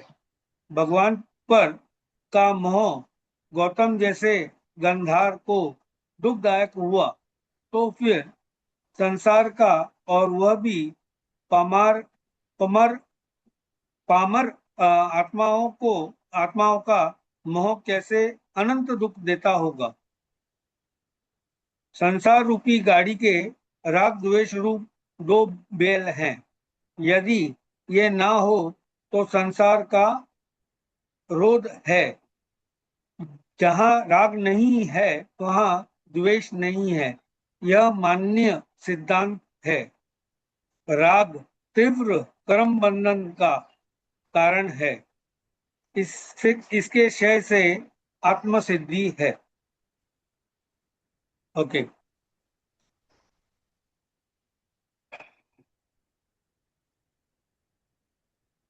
यहाँ एक शिष्य जो कि महावीर के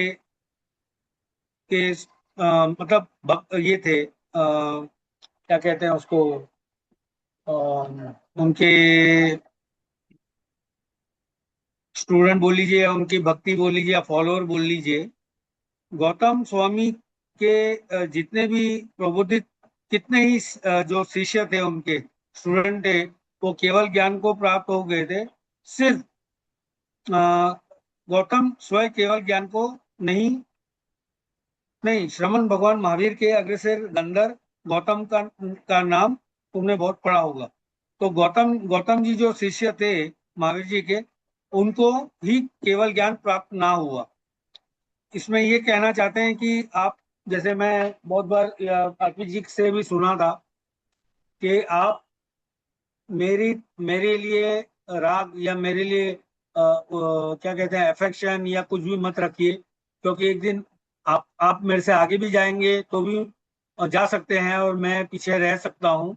तो इसका मतलब ये है कि वो भी यही कहते हैं कि आप किसी भी गुरु के प्रति इतने आकर्षित ना हो या इतने मोह माया राग ना रखें, ताकि आपकी जो आगे बढ़ने की जो सीढ़ियां हैं वहां पर आप रुक जाए, आगे ना बढ़ पाए।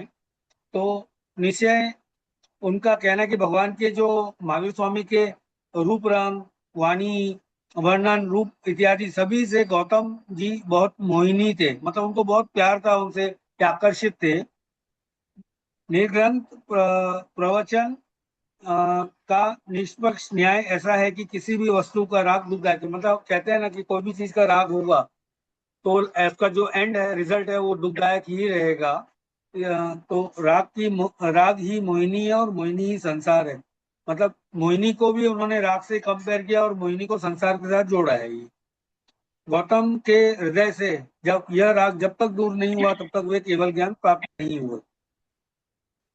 फिर श्रवण भगवान ज्ञात पुत्र जब अनुपम सिद्धि को प्राप्त हुए तब गौतम नगर में से आ रहे थे। तो कहना चाहते हैं कि जब उनके नगर में से आ रहे थे तब भगवान के निर्वाण, मतलब उनका शरीर शांत होने का जो समाचार उनको सुनकर बड़ा खेद हुआ।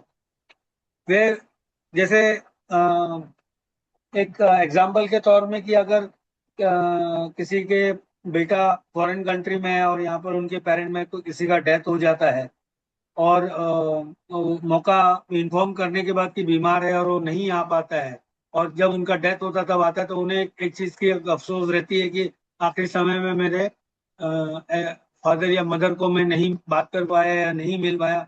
तो वो जो दुख होता है, उस तरीके का दुख यहाँ पर बता रहे हैं कि उन्होंने कहा कि हे महावीर, आपने मुझे साथ तो नहीं लिया, मतलब उनको मोक्ष तो साथ में नहीं लेके गए, परंतु याद भी नहीं किया, मेरी प्रीति की और अपने दृष्टि भी नहीं की। मतलब मेरी प्रीति मतलब याद बोलते हैं, याद प्रीति का मतलब होता है अपनापन या प्यार, और अपने दृष्टि मतलब अपनी दृष्टि भी नहीं दी। ऐसा क्या आपको सस्ता है, मतलब सस्ता तो बहुत शुद्ध हिंदी का है कि क्या ये आपको अच्छा, आपके लिए अच्छा है, मतलब आपने ये ठीक नहीं किया। ऐसे विचार करते करते उनका अचानक लक्ष्य बदला और वे निराग श्रेणी पर आरूढ़ हुए। तब उनको ख्याल आता कि ये मैं कितना बड़ी मूर्खता करते आ रहा था। वितराग, निरवकारी और निरागी भला भला मुझ में कैसे मोहिनी रखे। इनकी शत्रु और मित्र पर, जैसे इनके जो गुरु थे, ये शत्रु और मित्र में सर्वथा समान दृष्टि रखते थे। मैं इन निरागी मिथ्या मोह रखता था, मतलब ये तो गुरु पे मोहनी रखते थे, ना कि उनके कोई गुण को देखकर उनको फॉलो करते थे। मोह संसार का प्रबल कारण है, मतलब मोह संसार में आपको खींचता रहेगा, ये इसका मेन रीजन है। इस प्रकार विचार करते करते वे शोक छोड़कर निरागी हुए। तब अनंत ज्ञान प्रकाशित हुआ और वे अंत में निर्वाण पदार्थ। बस इमेज में। ओके, ठीक है, आपका म्यूट और बुक कर लो। राग, अभी हमारा ये जो मार्ग है इसको कहते हैं वितराग। वितराग मतलब राग नहीं, वितराग। ओके, अभी राग है ना, वो बहुत ही डेंजरस है। It is like diabetes. Hmm, जैसे शुगर होती है तो आपको कंट्रोल करना ही पड़ता है। तो राग क्या है? आपको आपके बच्चे के प्रति राग होगा, आपकी पत्नी पे हो सकता है, आपके पौत्र पे यानी ग्रैंड चिल्ड्रन पे बहुत राग होता है। तो राग के कितने, अच्छा दूसरा राग सिर्फ व्यक्ति पे नहीं होता है, आपके फोन पे आपको राग होगा, आपकी गाड़ी पे राग होगा। यानी राग के कितने अलग अलग प्रकार है। जो चीज हमें अच्छी लगती है उस पर राग हो जाता है। हम्म, तो राग, अच्छा यहाँ पर हमेशा ये सोचना है कि वितराग वितराग, राग पे ज्यादा फोकस किया है, द्वेष पे नहीं।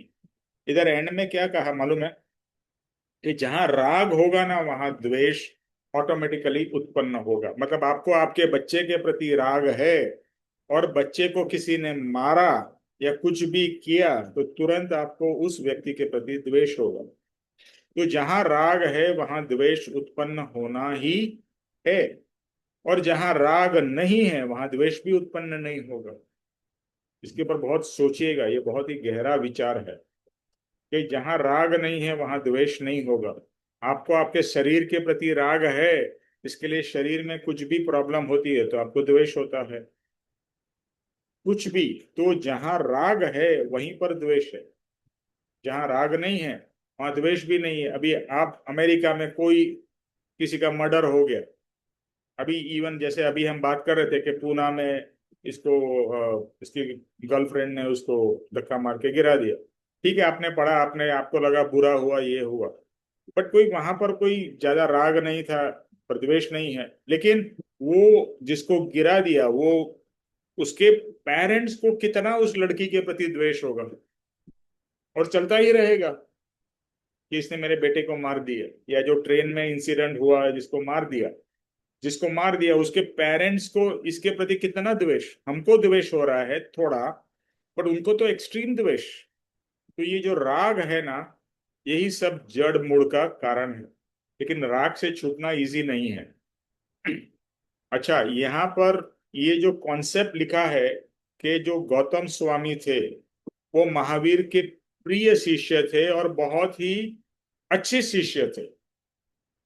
अच्छा, जरूरी नहीं है कि आप बहुत अच्छे शिष्य हो तो पहले आपका मोक्ष होगा, या पहले आपको केवल ज्ञान होगा। पहले केवल ज्ञान होता है, फिर मोक्ष होता है। तो यहाँ पर क्या लिखा है कि गौतम स्वामी से जो नीची कक्षा के लोग थे उनको केवल ज्ञान हो गया, लेकिन गौतम स्वामी को नहीं हो रहा था।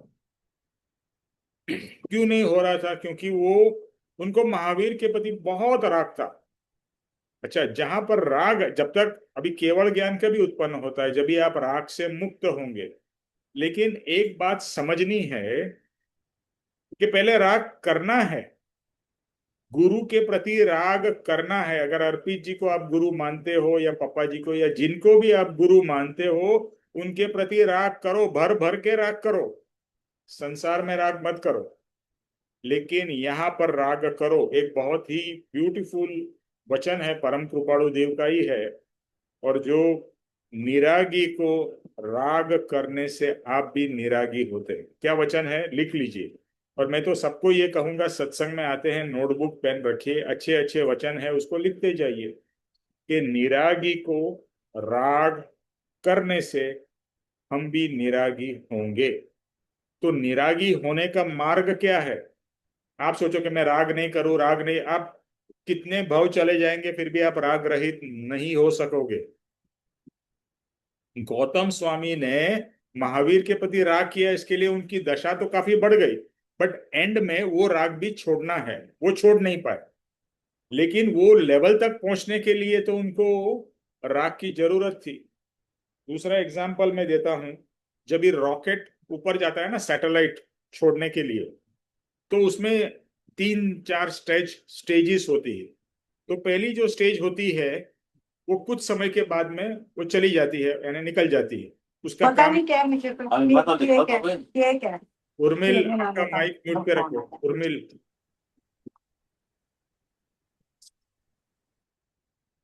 सो रॉकेट जब भी लॉन्च होता है तो first stage after some time निकल जाता है, फिर ऊपर और जाता है, फिर सेकंड स्टेज निकल जाता है, फिर तीसरा स्टेज। इस तरह से, इस तरह से एक एक स्टेज जो रॉकेट, बट पहले उसकी जरूरत है, वो फर्स्ट स्टेज का, इस ग्रेविटी से बाहर निकलने के लिए फर्स्ट स्टेज की जरूरत, उसके बाद में सेकंड स्टेज की, उसके बाद में थर्ड स्टेज की।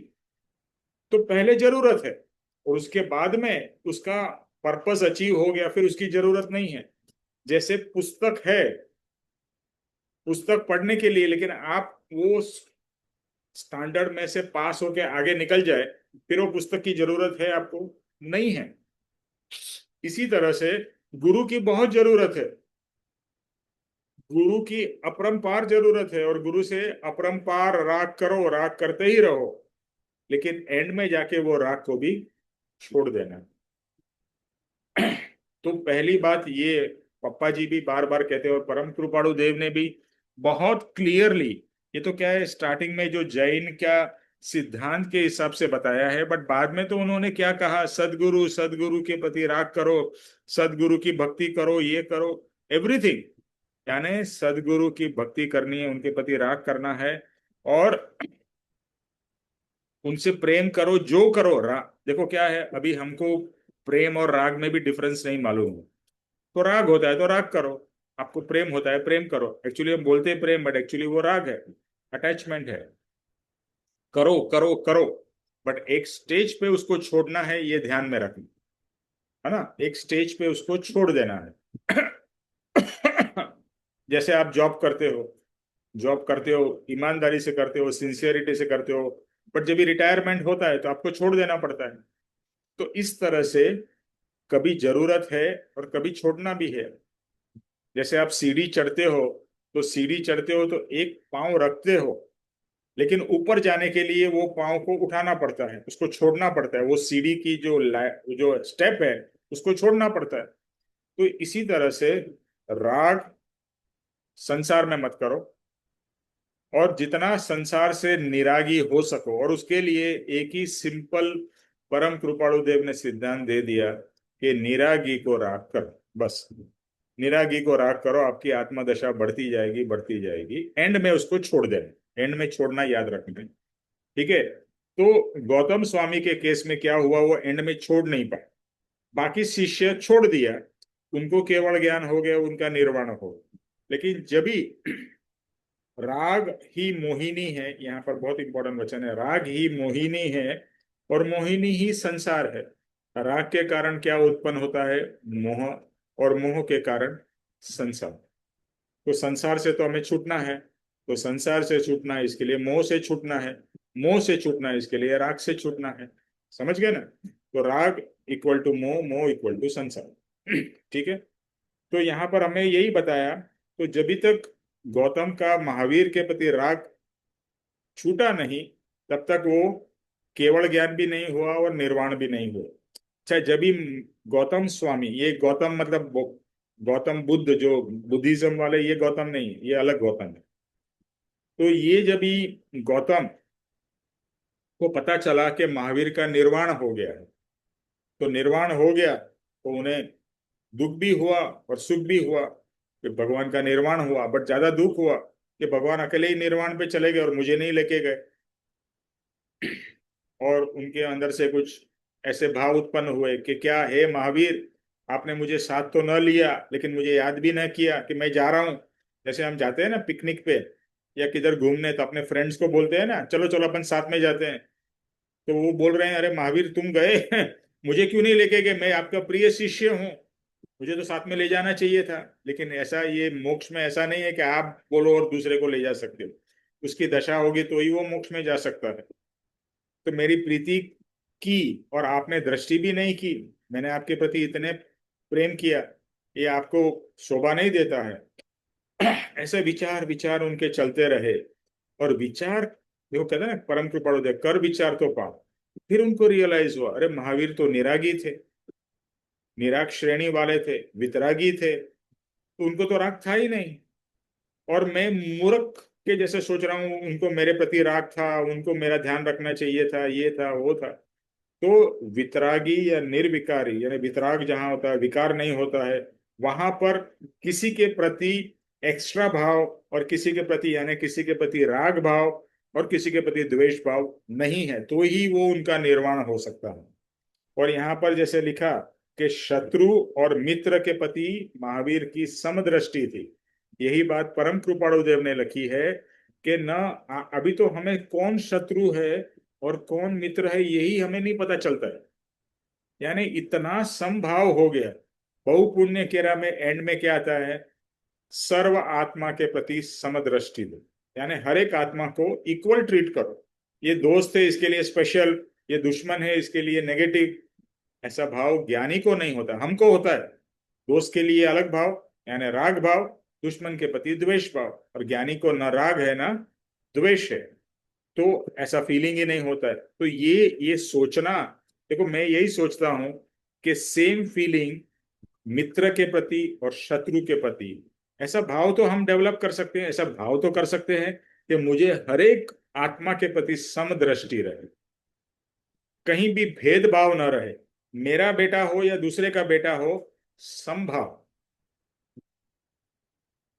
मेरा, जैसे महावीर भगवान का एक बहुत बड़ा बोध है कि जैसा सुख मैं अपने लिए चाहता हूं, वैसा ही सुख मैं दूसरे के लिए भी चाहूं। मुझे सुख मिले और दूसरे को दुख मिले, ऐसा अगर आपके अंदर भाव है तो बहुत गंदा भाव है, बहुत नीचा भाव है। मुझे भी सुख मिले, दूसरे को भी मिले, क्यों दूसरे को सुख न मिले? मेरा भी भला हो, उसका भी भला हो, मेरा कल्याण हो, उसका कल्याण हो, ऐसे भाव नहीं कर सकते हम लोग।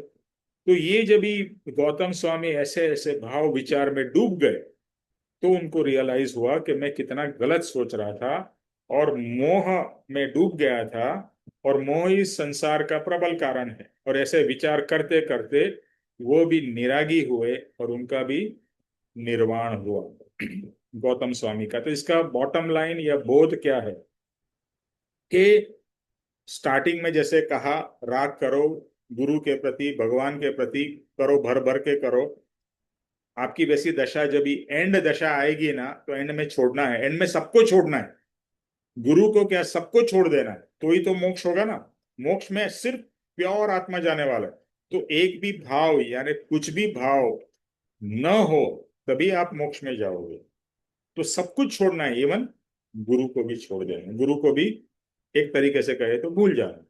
ओके, तो क्या सूक्ष्म देता है कि मोह दुखदायक है। पहली बात तो राग और मोह, राग का दूसरा नाम है मोह, दुखदायक है।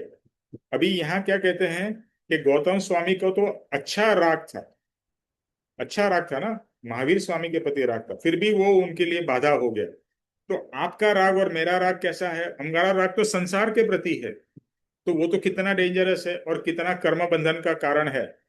तो गौतम स्वामी का एग्जाम्पल देके हमको कृपा देव कह रहे हैं कि संसार का जो हम राग करते हैं वो तो कितना दुख देता है। गौतम स्वामी को दुख हुआ कि उनका केवल ज्ञान नहीं हो रहा था, मोक्ष नहीं हो रहा था, इतनी अच्छी दशा, उच्च दशा पे पहुंच गए फिर भी। और हमारी तो इतनी नीची दशा है, पामर, पामर मतलब नीचे गिरा हुआ। ऐसा जो पामर है उसको तो बहुत दुख, क्योंकि जितना आप राग करोगे, देखो दुख का कारण पता है क्या है? राग, मोह। राग और मोह दुख का कारण है। तो आपको दुख से मुक्त होना है तो राग को छोड़ना पड़ेगा, मोह को छोड़ना पड़ेगा। इसके लिए बहुत सिंपल ज्ञानी ने, परम कृपाणुदेव ने बोला, एक संसार है, एक परमार्थ है। तुम जो अभी तक संसार के प्रति राग कर रहे थे, मोह कर रहे थे, वहां से हटा के यहाँ करो, यहाँ राग करो, बेशक करो, यहाँ मोह भी करो, जो करना है, लेकिन परमार्थ के प्रति करो, संसार के प्रति नहीं।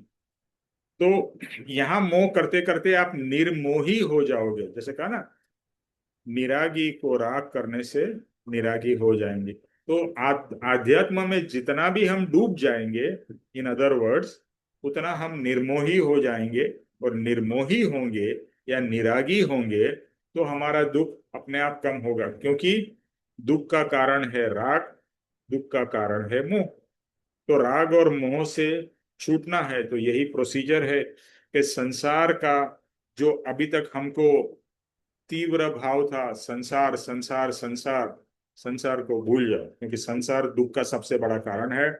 और उसमें जो हम मोह करते हैं, राग करते हैं, वही हमारे दुख को बढ़ाता है, बढ़ाता है, बढ़ाता है। मैं असंग हूं, मैं अकेला आया हूं, मैं अकेला जाऊंगा।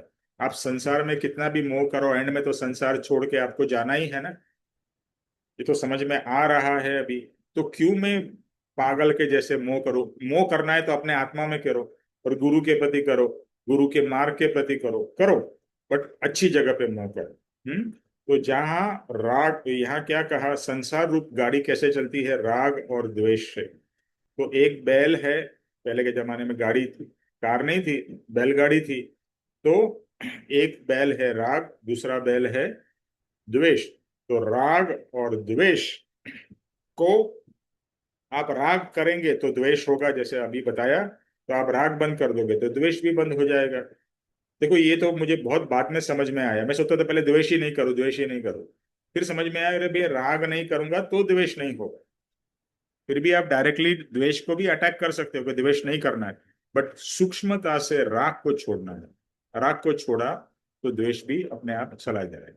ठीक है। यहाँ एंड में फाइनल बॉटम लाइन परम कृपाणुदेव कहते हैं, राग तीव्र कर्म बंधन का कारण है, इसके श्रय से, क्षय होने से आत्म सिद्धि होगी। यानी राग गया तो आपको केवल ज्ञान की प्राप्ति होगी, क्योंकि राग इक्वल टू मोह, और मोहनीय कर्म ही हमको परिभ्रमण कराता है। ओके, तो आज का सत्संग यहाँ पर समाप्त होता है। ओके,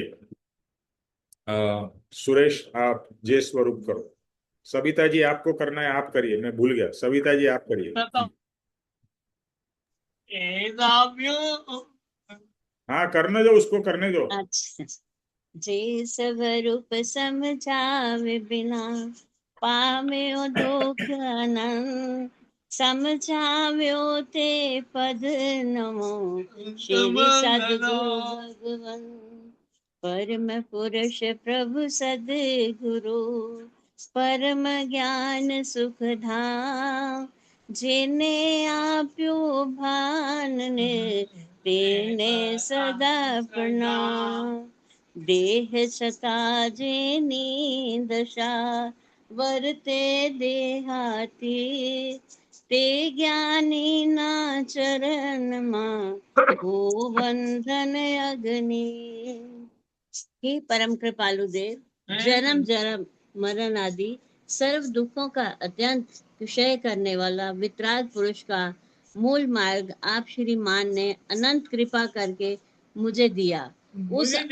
उस अनंत उपकार का उपकार करने में मैं सर्वथा असमर्थ हूँ। फिर आप श्रीमान कुछ भी लेने में सर्वथा निष्प्रह हैं, जिससे मैं मन वचन काया की एकाग्रता से आपके चरण अरविंद में नमस्कार करता हूँ। आपकी परम भक्ति और वितराग पुरुष के मूल धर्म की उपासना मेरे हृदय में भव पर्याप्त अखंड जागृत रहे, इतना मांगता हूँ। वे सफल हो। ओम शांति शांति शांति। जय सद्गुरुदेव वंदन। जय सिंह बंदन। चुप चुप चुप। जय सद्गुरुदेव वंदन। जय त्रिलोक्यनाथ की, जय त्रिलोक्यनाथ जय की सिंह बंदन। जय हो बोला बेटा। जय हो। जय हो। जय हो प्रभु रमेश भाई। परम कृपाणु देव की जय हो जय जय हो हो। सदगुरु देव की जय जय हो। हो जय जय हो। हो। आज के आत्मा के हाँ जय हो। क्षमा की और निरागी होने की विजय हो। जय विजय हो। हो, विजय हो, विजय। और विजय सब हो। मुमुक्षुओं विजय के हो। विजय। परमार्थ पुरुषार्थ और भक्ति की भी विजय विजय हो। हो जय विजय हो। हो। विजय हो। विजय हो विजय हो। जय हो जी। सबका नमन भाई कल्याण थैंक हो, यू। सबका कल्याण हो। थैंक यू बेटा, thank you, thank you Naman अब भाई, कैसी थैंक यू चलाई वेरी थी? मच। Thank you. रमेश भाई ये 2 घंटे से इसलिए बैठा है कि इसको जय बोलना है। यस, देखो यही इम्पोर्टेंट है, सबसे इम्पोर्टेंट वही है। जय बोलो, जय बोलो जय सिंह भगवान बंदन की। अंकल थैंक जय यू। सद्गुरुदेव वंदन, जय जय सद्गुरुदेव सिंह बंदन वंदन, थैंक यू। जय सद्गुरुदेव वंदन, जय सद्गुरुदेव वंदन। जय सदगुरुदेव वंदन निमेश जय भाई। Shri thank Sadgurudev you. वंदन। Take care Nimesh thank you Nimesh भाई। भाई, थैंक यू। यू सबको बहुत बहुत बहुत प्रेम और सबका कल्याण हो, सबकी श्रद्धा बढ़े और हम सब आगे आप बढ़े। जल्दी से स्वस्थ हो, बस यही हमारी प्रार्थना है। देखो ऐसा है सविता जी, आत्मा तो स्वस्थ है, शरीर के अंदर में रोग उत्पन्न हुआ है, वो भी एक ना एक दिन कर्म का उदय है, वो भी चला जाएगा। ठीक है, जो है कैसा कहा ना, हर एक समय में समता में रहना है, हर कर्म के उदय में शांत शांत और क्षमा भाव, क्षमा भाव। जय सतगुरुदेव, जय सतगुरु।